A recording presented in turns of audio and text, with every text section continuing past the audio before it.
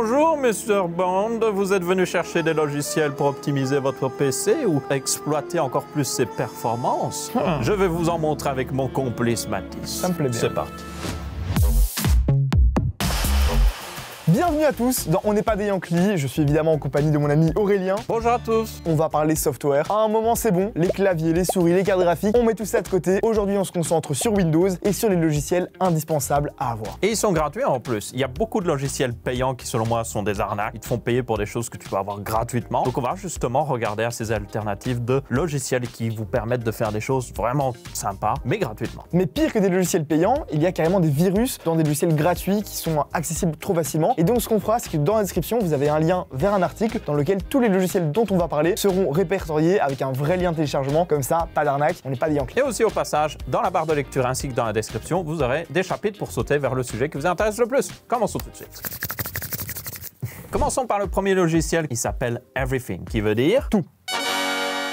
Comme le nom l'indique, ça permet de rechercher tout sur votre PC. Et l'avantage, c'est que c'est beaucoup plus rapide que la recherche Windows. Parce que des fois, Windows... La barre verte là, qui charge petit à petit, beaucoup trop lent. Ça rend fou. Everything recherche instantanément. Commençons par aller le télécharger. Évidemment, vous aurez un lien dans la description, encore une fois, vers un article avec tous les liens de téléchargement, mais nous, on va juste rechercher vite fait sur Google. Il me semble que c'est VoidTools, c'est ça? Everything téléchargé. Pas Softonic, non. Petite astuce au passage, quand vous recherchez sur Google un logiciel, ne le prenez jamais sur softonic.com.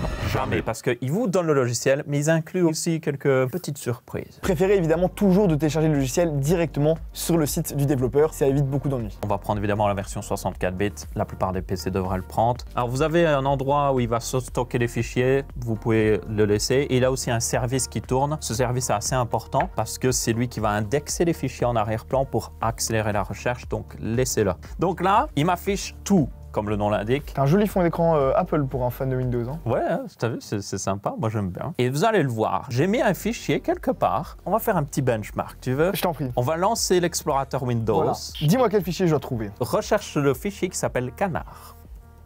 Canard.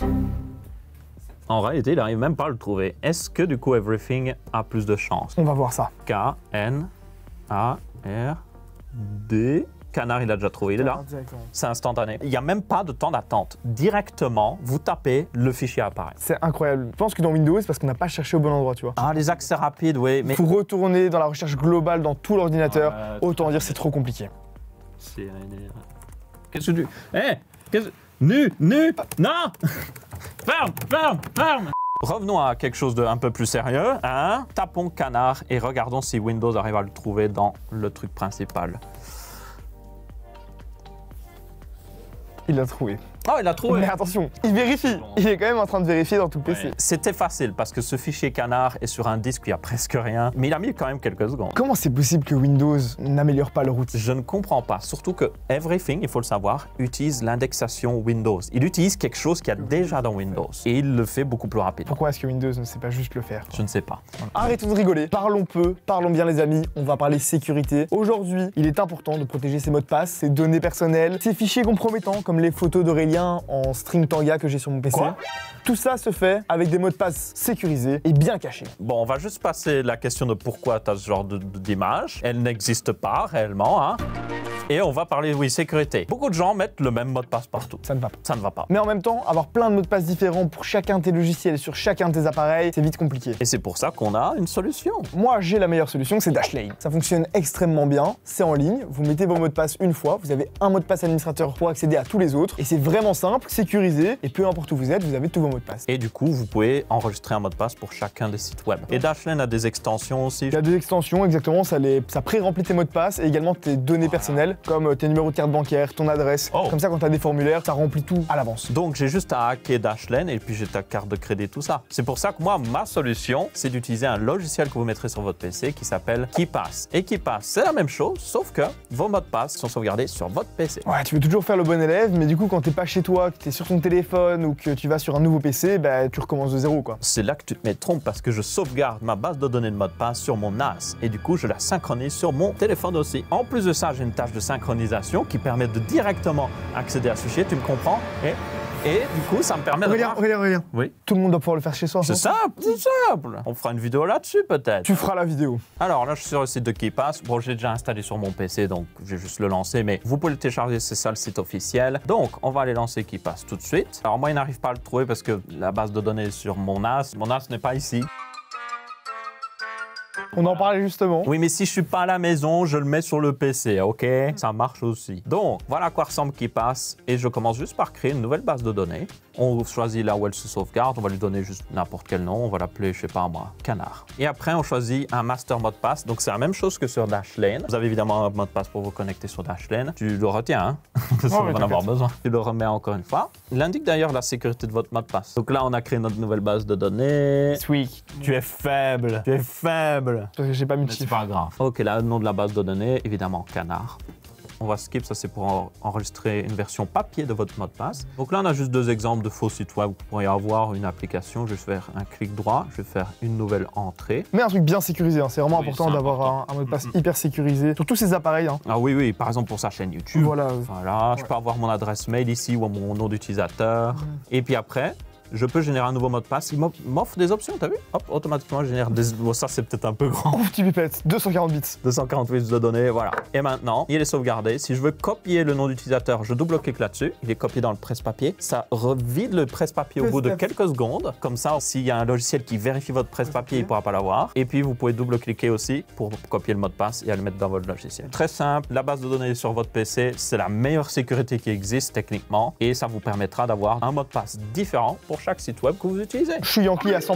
Moi aussi. Alors on va parler photo. Quand on a un aussi beau fond d'écran, on est obligé de faire des belles captures. Il y a l'outil de capture de Windows qui est incroyable. On peut faire plein de choses avec. Par exemple, je sais pas, si on veut détourer une tête lors d'une photo, hop, simplement comme ça, vous avez la photo.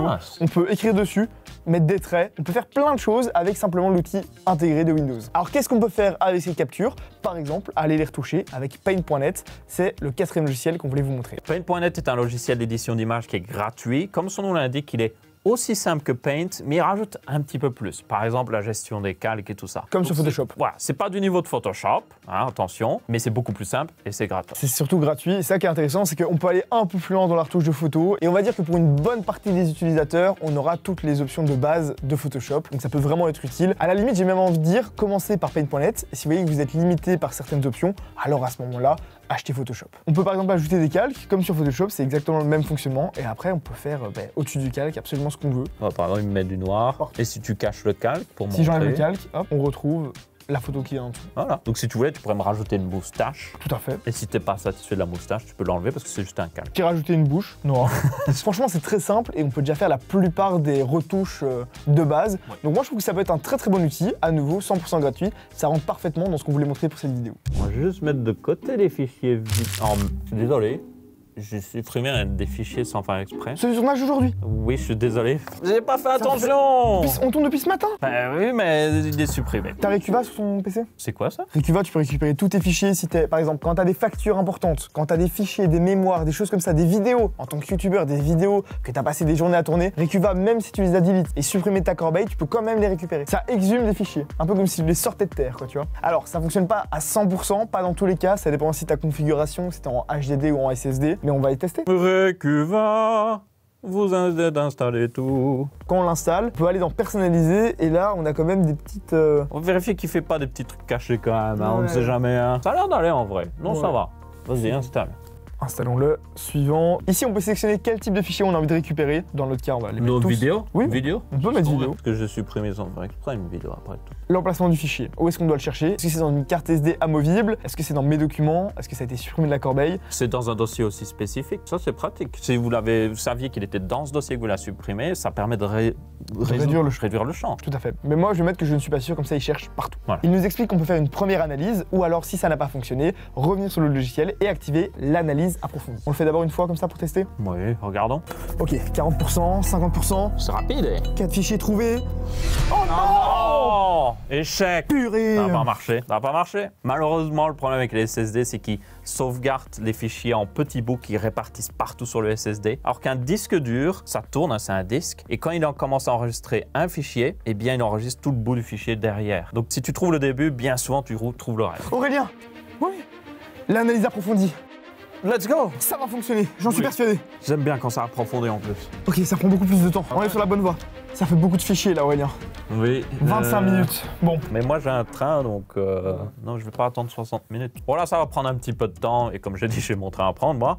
Donc si c'était un disque dur, il y aurait plus de chances de le trouver, encore une fois avec une recherche rapide. Ouais. La recherche approfondie devrait peut-être le trouver sur le SSD, c'est juste que ça prendra plus de temps selon la taille de votre SSD. Et une chose qu'il faut quand même noter, quand vous supprimez un fichier, il n'est pas vraiment supprimé. Vous oubliez en fait où est-ce qu'il était. C'est pour ça que vous pouvez les retrouver, parce qu'il est toujours là quelque part, jusqu'à quand qu'un autre fichier soit sauvegardé par-dessus. Le remplace. Tu savais qu'en fait les canards ils ont de la graisse qui s'étale sur eux avec leur bec pour pas prendre l'eau en fait. Oh, intéressant.